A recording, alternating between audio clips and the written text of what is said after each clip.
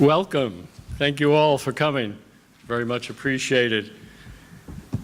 I see this summit as more than an event. I see it as a story about each one of you folks in this room, a story about what binds us together, a story of love for our country that we all have, and our commitment to do something to improve our country.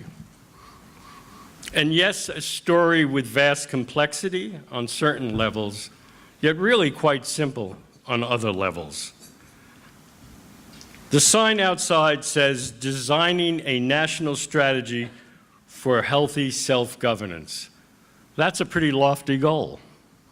Just getting some of the great leaders in the bipartisan, cross-partisan movement in the room together, along with many of those who are funders of these organizations, sprinkle in a few academics, journalists, business folks, and voila, we'll figure this all out. And perhaps we will. I'm actually hopeful that we will. However, that's not the story I'm talking about. That's not the story that will evoke passion and trust. And it certainly is not a story of a movement. I believe this summit is only partially about figuring anything out. Ultimately, the story is about you folks in this room, about your story, and more importantly, about our story and how we will shape our country together. I've come to know quite a few of you quite well in my journey as the co-founder of the Bridge Alliance.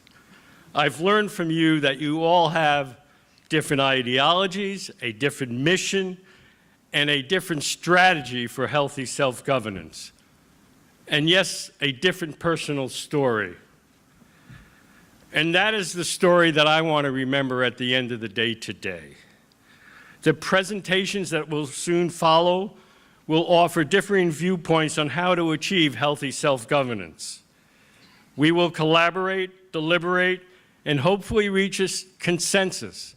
And yes, that is important.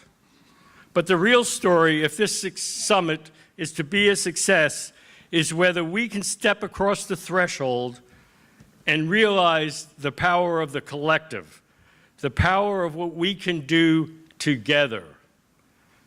The story will be whether we can be the system leaders who can look beyond our individual egos, our own organizations, and our own mindsets. The story is whether we can come together, e pluribus unum. The healthy self-governance that we all desire requires innovative thinking beyond the normal hierarchy structures that are now in place. If we remain separate, yes, we'll have some successes, but we will flounder and never achieve the impact we so desire. We must foster collective leadership and turn it from theory to reality. Peter Levine, one of the speakers later today, said in his book something that I truly believe. You, everyone in this room, are the people we've been waiting for. And if we embrace this and commit to this, then that will be the story of this summit. And that is the real purpose of this summit. There is not an individual leader who is going to create healthy self-governance that we all desire. We need joint learning, joint actions, joint commitment to catalyze a movement to a scale commensurate with the task at hand. The entrepreneurial spirit in this room will be amplified into collective action, and that's how we will harness the overriding spirit that exists in America. Understanding the importance of we the people, learning to reflect upon our mistakes in an honest fashion and to correct these mistakes is the story that we bring to this country.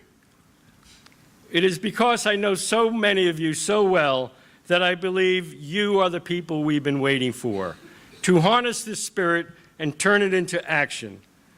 Yes, you are wildly diverse in personality and style, but remarkably similar at the core.